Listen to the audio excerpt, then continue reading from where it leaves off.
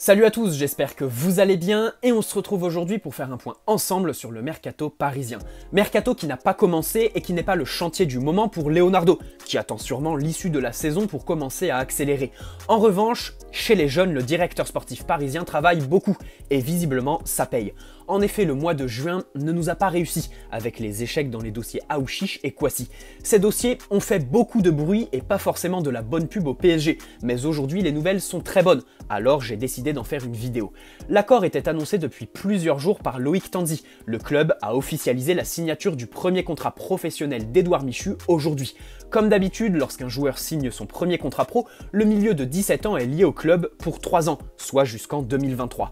Dans le même temps, Djedi Gassama, attaquant de 16 ans, a aussi signé pro ces derniers jours. Le club a officialisé la nouvelle en même temps que Michu. Autre info à noter et qui ne vous surprendra pas au vu de ses bons matchs depuis la reprise, le PSG a bloqué un prêt de Kalimuendo. Au club, on envisage de le faire entrer dans la rotation la saison prochaine. Loïc Tanzi l'a annoncé il y a quelques jours. Julien Ménard l'a confirmé hier soir. Normalement, El Shaddai Bichiabu a signé un contrat aspirant avec le PSG aujourd'hui.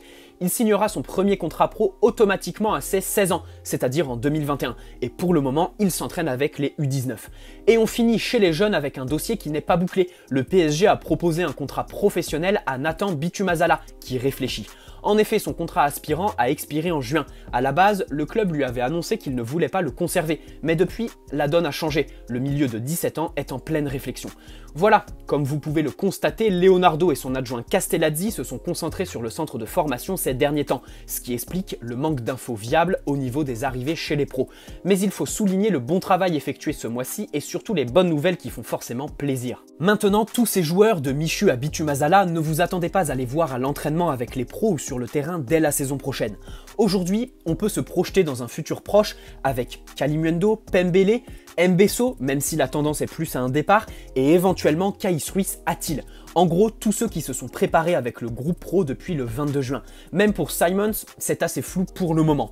Allez, on enchaîne avec une info chez les pros. Selon Soccerlink, Juan Bernat a refusé une seconde proposition de prolongation de la part du club. En effet, en novembre dernier, le latéral gauche espagnol avait refusé une première offre. Dernièrement, le PSG lui a proposé 4 ans de plus et un salaire revu à la hausse, mais il a encore refusé. Des clubs anglais et espagnols l'auraient approché, mais aucun nom n'a filtré. La source de cette info n'est pas très fiable, mais l'info en elle-même est crédible et à prendre au sérieux.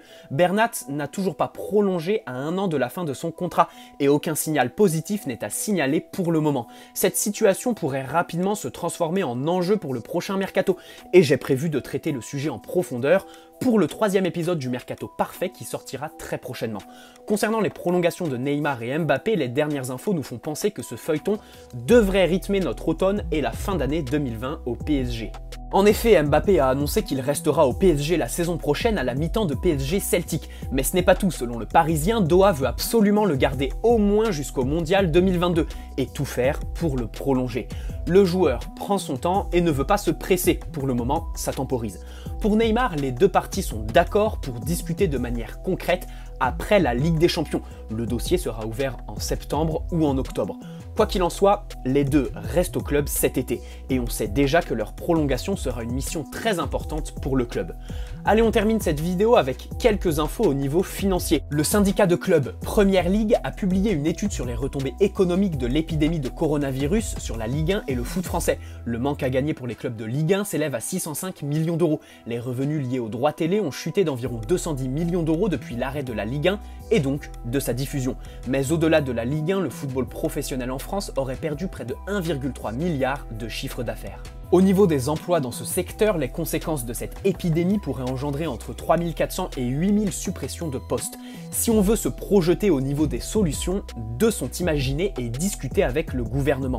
Dans un premier temps, Première Ligue voudrait que le droit à l'image collective, supprimé en 2010, soit réinstauré. En gros, ça permettrait aux clubs d'alléger leur masse salariale. Deuxième hypothèse, alléger la taxe Buffet, une taxe de 5% sur les droits télé du sport professionnel qui est utilisée pour financer les sports amateurs. Ici, l'intérêt pour les clubs professionnels, c'est de réduire les pertes et économiser plusieurs centaines de millions d'euros. Le gouvernement aura le dernier mot.